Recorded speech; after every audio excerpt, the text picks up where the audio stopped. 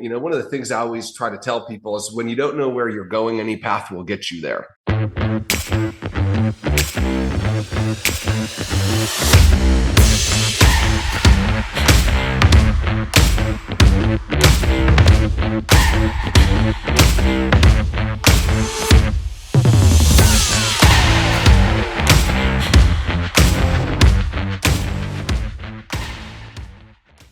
Hey guys, welcome back to another episode of Solid. Excited to be here with you today. I'm excited to have my co-host Jeff back with me. Yeah, Missed what's you up, last man? Week. You were at a birthday. Yeah, it was day. my son's birthday last week. Yeah. So I had to hold the fort down on my own. You crushed it. Barely survived. Couple of cops in here. Yeah, a couple and of I cops. left you alone. Exactly. But it was good. We survived. It was a good podcast. We missed you. Good to have you back. Thanks, man. So glad to be back. Yeah, we have an exciting guest with us today, and this guy is just doing so many awesome things with his life right now. We're privileged to have him on. He's got a busy schedule, great family man, very savvy in business. He's a self-made multimillionaire. Very successful, not just in business, but with family and just all around in his life. And a lot of you have probably heard of him. He's got a book out there right now called Relentless. And I believe he's got another his team's Relentless. His book is Byproduct. Sorry, his book. Yeah, that's right. His team was Relentless. You were giving me Tim Grover's book title. There you go. Fine. That's I'd be happy to assume it and assume the royalties as well. It'd be fantastic. Yeah. my bad. But yeah, either way, it's good. So, and I think he's writing another book right now too. But Ian Prukner, good to have you on with us today. We appreciate your time and look forward to this. We only have a few minutes with you today, so we're going to make it count. We're pumped to have you on, I'm dude. excited to be here. It's an honor, and two of my favorite people, and you guys are just such great leaders in your own right. And I love what you're doing. I love the Solid podcast. I love the heartbeat behind it, and because most people today are Jello, right? They're not solid at all. I mean, they're like shapeshifter Gumbies, to the extreme. So I love what you're building, and that's strong people. I think that matters a lot today. Well, appreciate it. Yeah. No, definitely. I agree with you. I mean, there's a lot of softies out there right now for sure. And a lot of people have a hard time knowing what they stand for and where they're headed and what direction they're going. And they're just drifting through life. And Ian, I appreciate you've got some great Facebook messages on a daily basis you put out there, just some really good just coaching, just life coaching and how to think and how to live your life. And I benefit from that every day. You may or may not know that, but I watch it all the time and implement your coaching. And we all came from the same financial business, grew up in that together. We all recently sold our businesses there as well. And anyway, we might talk a little bit about that and where we're headed. But maybe, Ian, maybe you could start off. I think I initially met you. When did you come out to Utah to speak for Brendan Merton? When was that? Gosh, that would have been 2013, 2012, somewhere in there. Yeah, and you were just really just starting to explode in your business at that time. And Brendan, who I always looked up to just because I looked at him as like a genius in business with his organization and what he did with numbers. And so he brought you in and says, hey, do you know Ian Prukner? I said, I know who he is, but I don't really know him. And he introduced you to me and said, hey, this guy, I mean, he's a genius. He understands the numbers, understands the systems of our business. And you came and spoke for our hierarchy and just did a tremendous job and really helped us in a big way when you came out, you and your wife, Jessica. And that was my first time really, initially getting to know you. And then I watched your business from there just absolutely explode over the next several years. And so anyway, I'd like you to just maybe start off by telling your story, growing up, starting in your business, how you got things going, your work ethic, just wherever you want to go. Sure. It's all good. So yeah, time over to sure. you. Well, make sure you interrupt me if I'm, talking too long or going down a trail that wouldn't be profitable. But, I am a first-generation American. Let's start there. My dad immigrated here from the Czech Republic during the middle of the Cold War. And so he was 17 years old when he left, and his family left in the middle of the night, took a suitcase with $300, left their home, all their possessions, and escaped into Vienna, Austria.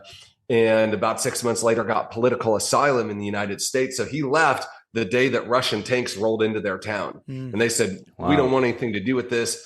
They couldn't tell their family because you didn't know who was working for the Soviets. They'd turn you in, they'd kill you, they'd do all sorts of stuff. So, I mean, you were just, one day you were gone, right? And so he picked up, came to the United States, didn't know the language, finished his senior year in high school, learned the language, and then decided to learn a trade. He became a pastry chef, and he worked midnights for my entire life growing up to, give our family a chance. Met my mom, they got married.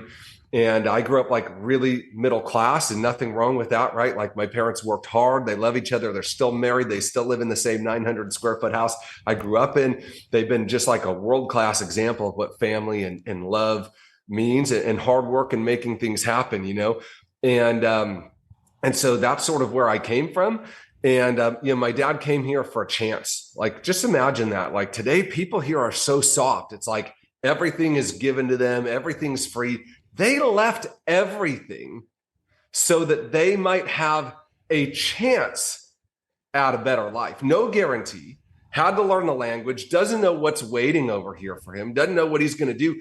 But just for a shot at being free and a shot to do something with their life, that's what they did, And so that impacted me so much in business as I grew. Like so many times I thought like, man, I've got to make this happen. I need to make sure that the sacrifice my mom and dad made for me, that they can look at me one day and they can say, you know what, we made the right choice. We invested our time, we invested our effort, we invested our souls, our heart, we invested all sorts of risk, and it paid off, And so that's sort of where life began. I was a jack of all trades and a master of none. I don't know if you guys know people like that, but I was that guy that was like pretty good at a lot of things and really good at no things. Right. And so like what I would do growing up, like skateboarding, music, you name it, like I would get pretty good. I'd have like a natural affinity for something. And it was half like natural affinity and half I would work my butt off at it. Right. I'd skateboard for 5 hours a day in the backyard. I'd play guitar for 5 hours a day. Whatever I was into, I'd laser beam in on and get pretty good at it. Right. I'd get better than most people. And then I would like, eventually 100% of the time, I just hit this wall where all of a sudden the gains weren't easy anymore. It was a sacrifice. You had to look foolish. You had to go to the point of failure to move beyond where you were. And what I would do, man, listen, I hated that feeling so much because people thought I was good at something. And I'm like, I can't let them see me struggling like that. I can't let them see that happen. And so what I would do is I would just leave that thing and I'd go start something new. And I'd immediately be pretty good at that. And I'd work it up to that point where you hit that wall and the gains don't come easy anymore. And I'd go to the next thing. I was a serial quitter. I quit everything I ever started when it got hard, it got tough, right? And so that was sort of where I was. I ended up going to college in Detroit at a school called Wayne State University. I went to become a teacher because one of my teachers that influenced me a lot in high school said, you should be a teacher. And so that was the extent of my life planning. was a 1 minute conversation in math class with my favorite teacher. So yeah, that sounds great, right? And so I went to school and I student taught, okay, and I hated it. I said, oh my gosh, I cannot do this with my life, right? I'm like, God bless these people. They don't get paid enough to do this stuff, and I can't do this. I taught an English second language freshman science class in an area of Detroit that was really, really diverse, right? And so like literally half of the class was just like stopping people from fighting each other, right? Like they didn't really learn anything. And it was, so I was like sort of like the non-official police, right? And I'm like, I can't do this with my life. So I loved music. I'd gotten pretty good at music. I was teaching a bunch of music lessons. I was playing in a band. I had recently given my life to the Lord at 19 years old in a little storefront church. Totally random, right? I'd been dating this girl for 4 years. I thought we were going to get married. One day she tells me, I don't love you anymore. We're done. And it like ripped my heart out of my chest. Like I'm such a loyal person, like whatever I do, I do it, right? I go all in, like I was talking about. And man, it was just such a low point in my life. And one of my buddies invited me to this little storefront church he'd been inviting me to for years. I finally went. I went there. I'm like, I don't know what this is, but something is right here, right? And I went back 4 weeks in a row, and I finally made a decision to give my life to the Lord. So that's happening. I'm playing music, and I'm like, I don't want to student teach. I don't want to teach. What am I going to do? And so I ended up becoming a worship leader at this little storefront church, right? So like I went there for 4 weeks, gave my life to the Lord. The 5th week, I was the worship leader because there were 40 people, you know what I mean? So it was like, this guy, he's probably not real theologically sound, but he's better than the other 39 people that are here at music. And so he's the worship leader, right? So man, I dove all in. I loved it. It wasn't a job to me. Like it was fun. It felt like a calling. I ended up getting approached by a pretty large church in that same area. And they were building out a college ministry, looking to make a big changeover for their main ministry. They brought me on to make that change. And so my wife and I, we were married 1 year. And we spent our first anniversary as a pirate and a princess in a vacation Bible school play, right? That's like, that was our life, right? We loved the church. We loved serving people. We loved building teams and doing that with our life. And so, we ended up going to work at this church, and it was on $1 Million Mile. Now, $1 million isn't a lot where you guys are or where I am now, but in Michigan in 2003, $1 million was a lot. So it was this strip of land. It was a mile long, and all the homes were multi-million dollars, where all the new money was. So the Detroit Lions and the Red Wings and the Pistons and the Tigers, all those guys, the new money, they all lived out there. And so it was this really affluent church in this really affluent area. We thought we'd struck gold, right? We thought for sure this is going to be amazing. And when we were doing our negotiations to go work there, I needed to make like 40 grand. That was like, if I could just make 40 grand a year, I'd be like, like everything, all my worries would be gone. I'd be, living the high life. And they hired me in at 30. So we're in the middle of a building project. We'll hire you in here. And within a year, we want to get you to 40. That's good. So I go to work there. Jess comes over there and starts working there about 3 months later. And 6 months in, man, we're doing everything there is to do, right? I'm running the music. I'm running the kids stuff. I'm running the youth stuff. Jess is doing this, right? There's like no line at all between work and service. And I get called into my boss's office one day, right? And I thought like for sure, I'm like, man, this guy has seen all the extra that we've been putting in. I know I'm getting this raise early, right? I know he said a year. It's been 6 months. I walked by my wife's desk. I'm giving her like the thumbs up. I'm like, we got Applebee's tonight. It's going to be on me, right? Like I knew it was coming. And I walked in and I sat down in that office. And I don't know if any of you who are watching this have ever had a situation where you walk in and they're about to drop some bad news on you, but it's like you can feel it in the air. And I didn't know what was about to happen, but I knew it wasn't good. And he sat down and I sat down. He said, Ian, I'm really sorry to tell you this, but the church is having difficulty making their bond payments. And effective today, we're going to be cutting everybody on staff's pay by 10%. We're not sure if and when we're going to be able to make it up. I know your wife just came over, and I know that's a problem. I'm going to try to give you some time off to maybe make extra money, deal with that. And I'm like, I'm at 30. I need to be at 40. I'm already teaching music lessons and playing in bands, trying to make up that extra 10. And now I go backwards, right? Oh. So I'm at 30. Now I'm at 27. We lost $250 a month. And we were already like financially on thin ice. We didn't have any breathing room. And so that $250 a month, that was my car payment every month. Like we did the bills, and I'm not going to be able to make my payment next month. And so my radar goes up like, what can I be doing to make $250 a month? And I'm already teaching music lessons. I'm already singing at weddings and funerals. I'm working at the church. I'm like, I don't want a fourth job. But what I ended up doing is I was going to go be a night manager at Rite Aid. I don't know if you guys have Rite Aids where you are, but it's like a convenience store, right? And I was going to work 3 midnight shifts a week for $14.85 an hour after taxes. That was going to be that. So here I am. I'm like 22 years old. I'm newly married.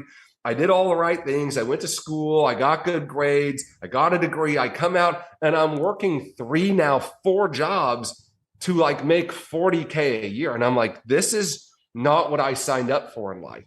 And I was really stressed. I was really overwhelmed. I gained like a bunch of weight. I just felt like a loser. Honestly, I'm like, this sucks. Like, this is not good. But like our marriage was not good. Jess's love language is quality time. I'm gone 12 hours a day trying to make money. And about a month later, my boss at the church calls me in to his office again. He says, hey, are you still trying to make some extra money? And I said, Stephen, with all due respect, you see what you pay me here, right? Okay, that is the dumbest question you've ever asked me. Of course, I'm looking to make extra money. And he says, there's this guy, he goes here, he does this thing. That's what he calls it. He says he does this thing, and you could do it part-time. You'd probably be good at it. And so I figured, well, I couldn't make any less than I'm making now. So I called this guy up and said, sure, come by my house. We can talk in an hour. Okay. So it was a Wednesday afternoon in August 2006. I drive over to this guy's house. So remember, my parents still live in a 900 square foot house. Like, we didn't know any rich people. We worked out in this really affluent area, but I didn't have any relationships there. And this guy has like this castle looking house right on the lake. And no joke, Brandon, I pull up and I'm like, if this guy's not selling drugs to kids, I'm in. Like, I don't even care what he's doing. I didn't care what it was. I didn't care how it worked, because I was smart enough to look at this guy and say, he's winning the money game and I'm losing. I should learn from him. And so he showed me a presentation. At the time, it was a couple $100 to get started that I didn't have, right? I put it on a credit card. I called my wife at the church. I said, hey, I'm going to start this business with this guy from the church. It's $200. I'm going to put it on the credit card. She says, no, don't put it on the credit card. I said, I already did, but I promise you I'll make it back. Click. I hung up. She was really pissed, right? I mean, we were in this huge argument about it. And I'm like, I got to do something. What I'm doing is not working. And so I got to do something else. And that's a lesson, right? There's so many people, they're doing something that's not working. And they think, well, if I just do more of what's not working, maybe it will work. And you can do an unlimited amount of the things that don't work, and you'll never get where you want to go. And luckily, I don't know why, but that made sense to me. It's like, if I don't do something different, nothing's going to be different. And so I started in that business to make $250 a month. And over the last 15 years, it's just got a little out of hand. You know what I mean? It's got a little, ran away with itself a little bit. But my first few months, man, I made $1,000 a month, which is no money, right? But to me, it was all the money in the world. It's like, for the first time in my married life, I could breathe financially. I'll never forget that first Christmas. My wife wanted a MacBook. It was like $1,000. I'd been in this business for 4 months. And I remember walking in to the Apple store in the mall with $1,000 in cash in my pocket. I just stood outside that store and took in that moment. It's like, this feels good. I'm walking in here. I'm getting something for my wife that she really wants. I'm not putting it on a credit card and paying 29.9% interest. And I'll never forget that feeling. It was like the first glimpse I had at like what it meant to be financially independent. In that moment, I was independent to make a decision I couldn't have done 6 months earlier. And so we got started.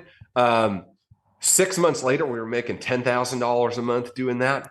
Fast forward, a few years go by, we're making $500,000 a year, then $1 million a year. And it was just crazy. It was absolutely more than I ever dreamed could happen. And, along the way, we bought some real estate during the downturn, right? That ended up doing like really well. We doubled our money on some of that in a few years. We took that, put it into more real estate, did the same thing. We've done that like 3 or 4 times. I mean, it's just been crazy. And then, we invested in a lot of different stuff, a lot of different private equity, a lot of different startups, a lot of different small businesses. And, some of them have not done well. Some of them have done extraordinarily well. And then a bunch in the middle, right? But that's sort of what we've been doing today. I'm sort of like a serial entrepreneur. We've got our hands in, I think, 14 or 15 projects right now of all different sizes and scopes, from senior living communities to the first ever NFT private fund to a Web3 developer to a trucking company and everything in between, right? So a lot of hard asset stuff, a lot of technology, and it's just been awesome being able to learn all that and grow and create new relationships. And so that's sort of where we are right now. So that's like my story in a nutshell, right? I love it, man. What an inspiring story, and I think a story that is really the epitome of a journey to success, right? And it's cool because, starting how you started, obviously your father being an immigrant to America. I think at the very beginning you talk about that, and people forgetting that all of us had someone come before us who sacrificed everything for us to have an opportunity to just live in this country and have any opportunity to provide for our families the life like we all choose to, right? Yeah. So I think, what a cool, what a cool story. I think it's inspiring. I guess a couple of questions I have for you. One of the things you said early on were you just felt like a loser. And I think at some point in all of our lives, I think we've all been there. I think, Brandon, you've been there, I'm guessing. Yeah. Right? I know I've been there, right? More than one time, unfortunately. But I guess, Ian, at that moment, I guess my philosophy has always been that at that moment, being willing to accept the fact that you're not where you want to be, you're humble enough about saying, I need to change this, and I'm not going to be able to change it on my own, really is where strength comes from, right? Because at that moment is where you can find a chance or find the person or whatever it is that you need to be able to change your life in the direction you want to go to. Until you're at that moment, you don't get it. You're creating the chance. There you go. You're not finding it. You're creating it in that moment.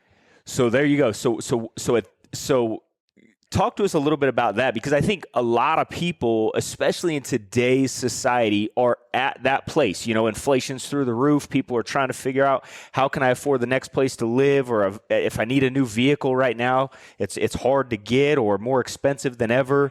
And people's mindset about where they're at is going to determine everything about what happens right now, right? So maybe talk to us a little bit about that, because I think that's the beginning of every inspiring story, is that moment. Yeah. Yeah. There's a saying that I love, and that is, you either hate changing enough to lose, or you hate losing enough to change. And we all find ourselves in that moment where we hate losing enough to change. And finally, we begin to do the things we were unable or unwilling to do before. Right. And that's where I was in that moment. And I think step number one to creating that change is that you've got to understand that it's an inside job, that nobody's going to come and change your life for you, that you're going to change your life for you. And it starts by owning it, right? Like today, everybody blames everybody for everything, right? Okay, it's the government's fault. It's my mom and dad's fault. It's my schooling. I got this education, but it wasn't worth it. So you need to help me with that. And so when you blame, you remain, right? When it's other people's fault, you give away your power to change the situation, because you're waiting for other people to change it, but they didn't create it. They don't have the power to change it. You have the power to change it. And so understanding that change is an inside job. And I think there's a big point that I want to make here, right? I felt like a loser in that moment, but I was not a loser. I was losing. And there's a difference, right? Losing and loser are two different things, right? And we're all going to be in positions at some point in our life where we find ourselves losing. And so it's our ability to say, I don't want to lose anymore. Number one, to call it a loss, to not blame it on other people, and say, you know what? I don't have to stay here. Where I am is not permanent. My current situation is not a permanent situation. And that's the start of all that.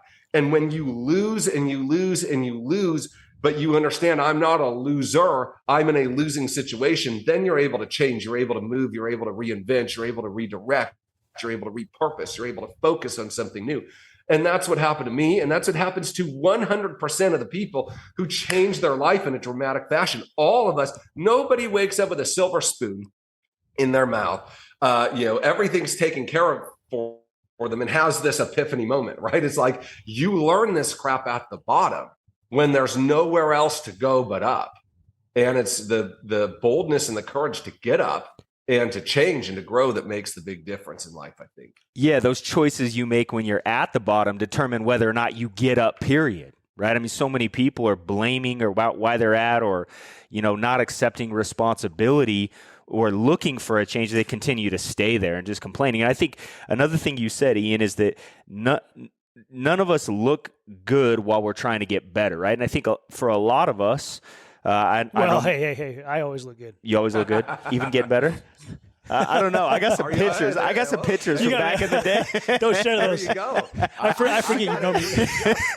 I got to agree with Jeff. If you're looking good, it's unlikely you're getting better. Yes. Right? I think you're right. You're right. Because by definition, growth. I read a book once, I don't remember who it was by, but they were talking about practice. They said practice makes perfect, right? And that's not true. Perfect practice makes perfect, but that's not actually true either. Specific practice makes close to perfect. And this idea of specific practice, it's probably Malcolm Gladwell or one of those guys, but he was talking about the difference between the greatest, you name them in the world, pianists, athletes, intellectuals, business leaders, is that they take their practice. See, I love playing guitar, and I love sitting down and jamming on a song I know, right? And just grooving out to it. It's amazing, except I'm not getting any better because I already know that. Specific practice is when you go to the point of failure and you practice there. That's how we obtain the new skill. That's how we obtain the new level. But by definition, you are at a point of failure in that place. And so, Jeff, I agree with your little dig there. It's unlikely we're getting better if we look good along the way, because we're not going to look good at that point of failure. We're just not going to. It's not, those two things don't coincide. We might be solidifying through repetition what we already know, but we're definitely not making new headway when we're looking good doing it, you know? Yeah. Well, I was just going to say, I think a lot of times that growth pattern is very uncomfortable. And so the majority of people avoid that feeling by transferring responsibility, then just saying, hey, look, I'm not as good as I need to be. I know it's uncomfortable. It doesn't feel good, but taking responsibility for where I'm at and then looking for ways to get better, whether that's a mentor, whether it's books, or whether it's, whatever it is that I need to get out of my situation is the ultimate strength in my eyes, right? I think when you look at somebody who said, man, you suck, but you just keep doing whatever it takes to get better and better, and then you watch them a year from now, you go, man, how strong was that individual who just kept going? They refuse to let up, and that really is the epitome of strength in my eyes. And right? that lesson learned in that time frame is a lesson nobody can take from you, and probably the most important lesson you will ever learn, because life is going to hit you at some point, right? And it's that lesson where you learn how to take that pain and walk with it to your destination, to carry it, to endure it, because it makes you stronger, yes. Because it makes you better, where you can be grateful for it. Instead of why me, it's like, thank you, because I know nobody else is willing to do what I'm willing to do. And that sort of, there's something about every great leader, and it's this refined self-confidence, like they trust them. And I think there's major trust issues with most people these days with themselves, because they've been saying they're going to do something so long and they don't follow through, and they don't trust themselves. And it's in that time, right, where you're not good, where you have the pain of having to get better, when you're realizing every day your shortcomings, but you persevere, you continue, you persist. It's that endurance that you gain in that time that you take in anything moving forward. To say, I don't care what it is. If I'm willing to commit to it and keep plowing forward, I'm going to learn it. Eventually, I'm going to be good. And if I keep going, eventually I'm going to be great. And if I keep going after that, eventually I'm going to be the best in the world at this. And when you know that about anything, wow, talk about freedom to be able to live your life. Like, I don't care what life throws at me. I know we're going to be good because we paid the price. We know what it takes to get there. It's so powerful, right? Absolutely. Yeah, I think, there's nothing, you can't take anything away from somebody who's gone through the discomfort, gone through the uncomfortable times, overcome, and they know they've done that time and time again. And you see a lot of people right now that are doing things like the Wim Hof method, right? They'll hop in an ice bath for 5 or 10 minutes, and you go, who the crap would want to do that? But the point of that is, I think, is the mental toughness of overcoming that discomfort to a point where they look forward to it every day, and they get done with it and they go, man, I did that. I can now do other things today that I can overcome. And that's why, I mean, I've always enjoyed fitness and running and working out or biking. And when it gets really tough, I don't like the tough part, but I love when I'm done, the confidence it gives me to know that when it got tough, I continue to push through. And no different from any of us in our businesses, right? When it got tough and we knew we weren't very good, some people look at that and they go, man, this must not be for me because this is really difficult. like you said, Jeff, that's just God telling you suck, right? Yes, it is, right? It's and being willing to confront the pain, right? Like most people just avoid the things that are uncomfortable, but being willing to just confront it, right? And I think that's the whole thing, like with the ice bath, it's like knowing, hey, I know how this is going to feel, and I know I really don't want to do it, and then getting in and going, oh my gosh, this is freezing cold, but being willing to stay in it and to a point to where you go, okay, now I'm in control and I choose when I leave. I think it's the epitome of success. Here's the thing, though, about an ice bath is before you get in, you know what's coming. Yeah. What's going to happen in life when you don't know when it's coming and you get hit? Yes. And that's why it's so crucial, and listening to you here, Ian, just talking about overcoming these things so that when those times do happen, it's coming, right? We're all going to get hit, and we better be prepared. People ask me all the time, what are you training for? I'm like, life, yes. man. I mean, I just want to be ready for anything, Ian, another thing that you said that I want to bring up, maybe and comment on, is the 1-minute convo you had about your life planning. Unfortunately, I believe that most people plan everything from about a 1-minute convo, right? And unfortunately, that leads people to where they're at. They had no idea they were going to end up there. And that's why, a lot of people you ask, hey, did you ever think that you would be here? And they go, no, never thought I would be here. Versus there's been a lot of times people ask me about accomplishment and go, how does it feel? And I go, exactly the way I thought it would feel. I imagined this moment over and over and over and over and over before it actually happened. And it never, a lot of times these big successes in my career, I don't know how you guys feel about this in the past, that when I got there, it was almost like it wasn't this big, extravagant, pop the champagne, feels like this glorious moment, because I'd had these moments so often in my mind that by the time I got there, it was like, oh yeah, I've been feeling this feeling the whole time.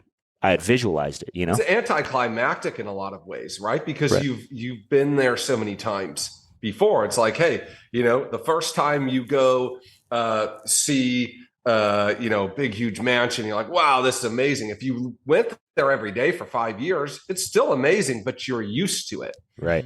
And you expect to be there as well, So I think that's an interesting point. One of the things I always try to tell people is when you don't know where you're going, any path will get you there. Right. And that's a lot of people. And that was me. Like I was just meandering through life, bouncing off the pinball machine of life's happenings to me. And when you don't know where you're going, any path will do. It's like, hey, you should do that. Okay. Hey, you should do this. That's great. Hey, you should date this person. Yeah, sounds fantastic. Hey, you should get in this business. Okay, that sounds wonderful. Because there's no end in mind, right? But when you start with the end in mind, right, then you know the paths to take. And more importantly, many times the paths not to take. These paths don't lead where I'm going, where I'm heading. And that was a big transition for me, to stop living life by default and to start living it by design. And I think that that's a good place to start for the people that are listening, right? Like, do you know really what you want? Like, can you tell me in a sentence right now in 5 seconds, say, Jeff, what do you want in life? Can you give me a sentence or two? I'm sure you can. But what about the people listening right now? Could you stop and in 5 seconds, give me a 1 or 2 second answer that compels you and moves you deeply about what you want in life and where you're going? If not, you probably won't get there. You'll probably spin in circles like the children of Israel on a 3-week trip, but 40 years to get there because they didn't know the direction that they were headed. It's funny because I was just going to ask you, what would be your advice of where someone should start if they were in the situation you were in back when you were newly married? Where would they start? And you're answering it here. Start with the end in mind. The challenge is a lot of people don't know what that end is. They don't know what it looks like. And do you have any advice for somebody who maybe is struggling with even coming up with a vision of what they want their life to look like, how they can get it? Everybody knows what they want, but most people are terrified of it. They're terrified of what other people might think about them if they really knew what they wanted. They're terrified about who they might become along the way because they don't know what it's going to take because they've never done anything to really win. They think, well, I might have to change who I am, or I might have to become somebody I'm not, right? Or they just don't believe in themselves. They have such a distrust of themselves. They think, why even bother thinking about that? Why go after it? Because I'm probably just going to fail and get hurt anyways, right? But the truth is, everybody knows deep down on the inside what that is. We're just too afraid to go after it, right?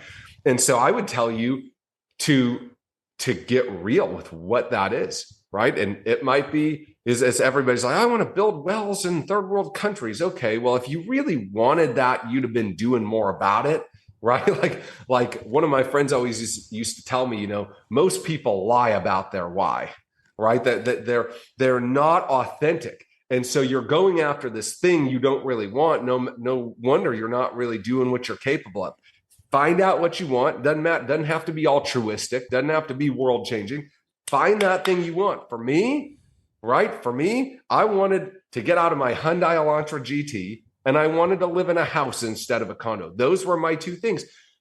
I wasn't opening orphanages in India. Now, well, really at the beginning, it was $250 a month, right? Like, I was just making an extra $250 a month. So, I was like, keep my car. There's a key there, Jeff. There's a key. So many people, that their end is this big, crazy thing that's so far away, it's completely unbelievable. Okay, why don't you just start with what's in front of you? What would you love to have if you could? What would you love to change if you were able to change it? Because you can, and you are able to change it. And let's start there. And then once you get there, then you reevaluate. Okay, hey, I was driving to Tennessee. I'm in Tennessee. Where do I want to go next? Right? And so that's what always happened for me. Like, I'd have a vision. I'd put a plan together. I'd PDCA, plan, do, check, adjust. Eventually, I'd adjust my way into getting what I wanted in that plan. I'd get there, and then I'd create a new plan. And if you don't run out of plans, your life becomes a pretty amazing adventure, right? Because they get bigger and crazier, and with amazing people and huge impact, and it's pretty cool. Yeah, and I think a lot of times, what happens is you look back and you think, you're almost embarrassed of those small goals that you set, that you thought at the moment when you set were huge, if you do it right. Because, like what you're talking about, you're going to do something incredible long term. But right now, if you just focus on what's in front of you, you believe you can do that. For you, $250 a month, you make 250, you go, no, what? I think I can make 500 or 1,000. You make 500 or 1,000, you know what? I think I can make 5,000 or 10,000. You make 5 or 10, I think I can make, and that's how you change your life, right? I mean, and it's not just money. Think about it in relationships. There's some people watching probably that have relationships that are broken. And they're like, got this picture in their mind of like what it's going to have to be like to get that mended, and all the work and all that stuff. And what if I get hurt? No, pick up the phone and say hi. Yeah. Start there. You don't have to know the next 700 steps. You just have to take the one in front of you.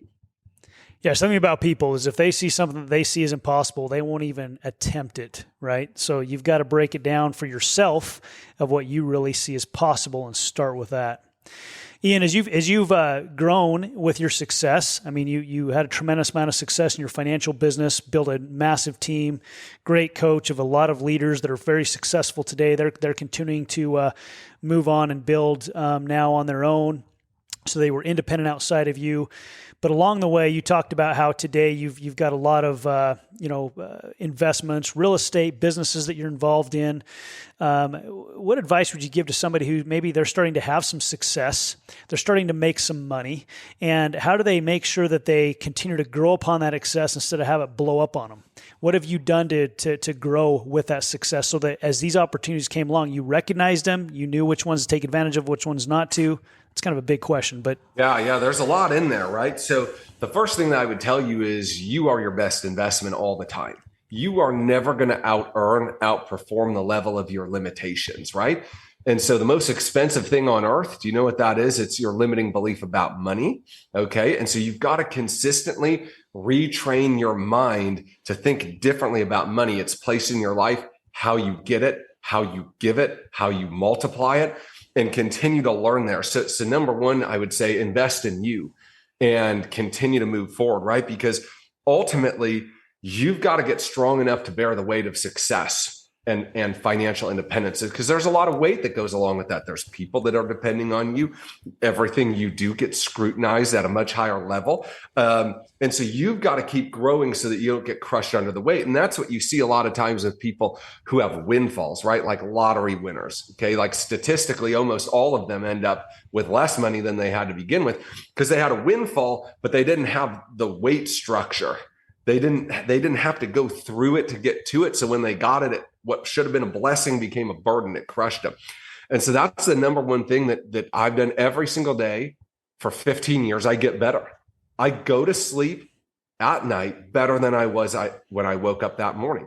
And if you just get a little bit better every single day for thousands and thousands of days, you end up getting a lot better than you were before. And so what you're saying is there are no shortcuts. You got to put in the work. Easy come, easy go. You might get it easy, but it's going to leave you just as easy, right? Okay. There's no such thing as easy money. There's no such thing as easy influence. There's no such thing as ezy success. All of those. Sorry, everybody. I thought Ian was going to come on and give us like. I know we blew it up. We missed the tag. How to get thin, rich, and happy easy. Dang right? it! That was going to be. Here's the ultimate hack, right? The ultimate life hack. Yeah, but all those things are earned. They're never given. Yep. And that's the best way, because if they go away, but you earned them, you can earn them again. And so that gives you a lot of peace. You know what I mean? Like you don't have to, what if it all goes away? I'll build it again. What if this happens? Well, I know what I'm doing there because I had to learn it. I had to learn it to get there. I could reproduce it again if I needed to. That's a really freeing feeling when you trust yourself and your skill sets and your relationships at that level, right? So that's what I would say there. Like, how do you know where to put money, what to invest in? Listen, I've lost money. Thank goodness, not like enormous amounts of money, but I've lost enough money where probably most people would look at that and say that was a zinger there. You know what I mean? And so you learn from those losses. Like for me, number one, so I've got like a little criteria. Number one is, does it meet my investment objectives? Like, what are you trying to get here? Like, are you investing for cash flow? Are you looking for an income? Are you investing for an exit? Are you looking, you don't really care about the income, you want some multiple on it at some said time in the future? Are you investing for a cause? You will like the cause, you want to see it further. What are you trying to do here? So let's start there, number one. Number two then is, do I understand and can I explain how it makes money? That's a big thing, right? So like, look, you're not going to be a master operator of every business. And I'm definitely not a master operator of every business. You know, I have a friend, we're looking at getting into some franchising in fast food. And I have a friend here in Sarasota. He owns like 13 or 14 franchises, like 3 different companies, a bunch of locations. And I was having a conversation. We were looking at an FDD together, which is like a franchising disclosure document, right? And we ended up passing on the opportunity, but I was telling him, I'm like, dude, I don't understand how you make any money running a restaurant. I mean, there's so many variables, right? Like, you got to buy all this food. What if nobody comes? Or what if people order more of this and less of that? And then you got all the wait staff and you got all the overhead. And then you got, this thing happens and they shut you down to half capacity. Like, that seems like a lot of crap to keep in the air and then somehow make money on. Right. So you don't have to be a great operator, but you need to conceptually understand, like, how is this working and where is money coming from? The number one way people get duped is they buy into crap they don't understand. I had somebody pitching me on this gold thing or whatever, right? Gold options. And they were making like, 40% a month or something. Right. And I'm like, look, I understand enough about options to know, you're trying to make 0.5% a day or something, right? Like, that's what you're trying to do. And I know enough about gold, and gold does not have humongous swings, right? It's just sort of steady eddies. And so in my mind, I cannot explain to you how you are trading a really stable asset that doesn't have a lot of movement and making $1 quadrillion. Now, maybe it's real. I don't know. But to me, my money not going in there because I cannot understand and repeat back to you a rationale for how that's happening. Does that make sense? Yep. So that's number 2. Number 3 is probably the most important. What are my exits and am I okay with them? Okay. So I bought this home where I live now in Siesta Key. It's a pretty pricey home. I bought the lot next to it. So all in's around $10 million, right? And it's a lot of money for a house. It's a beautiful home. It's right on the ocean. And but the way that I look at it is a couple of fold. I'm like, okay, what are my exits here? Well, I could sell it traditionally if I wanted to. But what if it was down? What could I do? Well, I could fractional ownership it in a heartbeat because it's a killer place, right? I could short-term rent it. I could put it up for executive lease, right? With, companies that are bringing people in and out. I could sell it to a PE firm with some other friends of mine that own houses here that's what they're going to do at some point is bundle them. I got 5 or 6 or 7 exits that get me out ahead of where I came in, right? Or buy me time or get me out of paying for it or any number of things. So if I'm good with the exits, I'm going to move forward, right? When you have one exit, like, hey, this deal has to go this way or it's a bust. Can you bet on those? Sure. Can you win on them sometimes? Sure. But the fact is, and you guys would probably attest to this, very few things go the way you think they're going to go when you start out. That doesn't mean you don't get to a great place, sometimes an even better place than you imagined, but they rarely finish how you envision them to start with. And so if you don't have 5 or 6 pivots to move out of what you're in, to me, I don't want to be in that deal because there's too much riding on one certain outcome.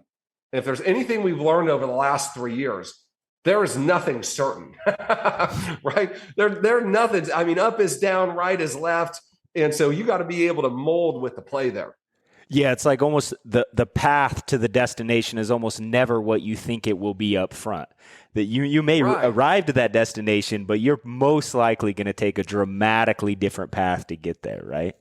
Yeah, you're going to get 10 redirects, right? And so if your deal is dependent on path A to get there, that's probably a deal that you shouldn't be in, right? At least if you're not willing to lose what you put in. Like that's sort of how I look at those deals. Yeah.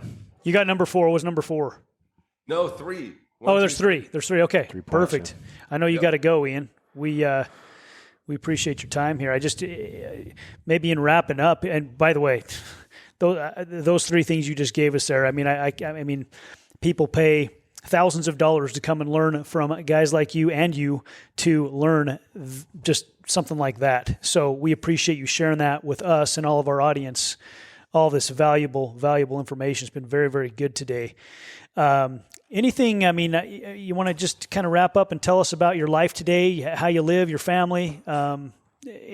Just give us a little close on, is it worth it? Whatever you want. Yeah. So first of all, it's been an honor. And again, you two are 2 of my favorite people. I just love what you're doing.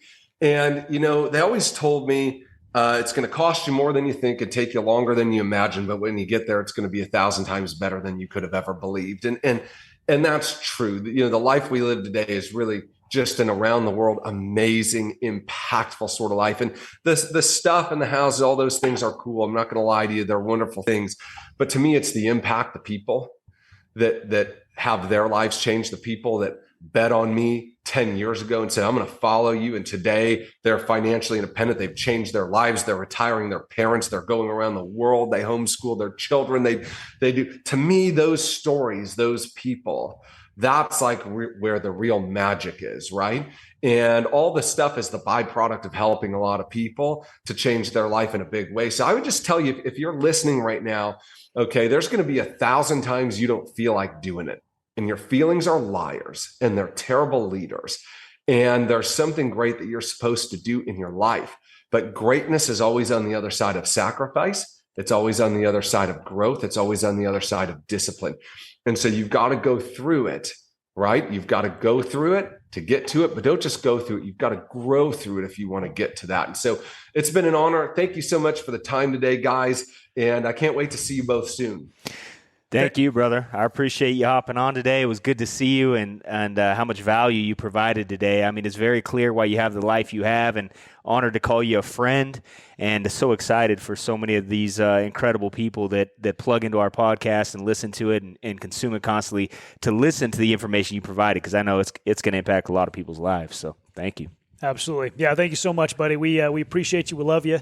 And we look forward to a bright future together. I'm sure we'll be doing many things in the future to impact the world in many, many ways. So Absolutely. And Absolutely. Well, I'm looking forward to it. All right, gentlemen, we'll see you soon. Okay, buddy. Right. Thank you. Hey, guys, thanks again for tuning in. Stay solid. Make sure you like and share this with all your friends, family, and we appreciate all the feedback you've been giving us. We've been getting a lot of good positive feedback, and we appreciate you all tuning in and giving us the support. It really means a lot to us. So thank you, and make it a great day and a great week. We'll see you next time.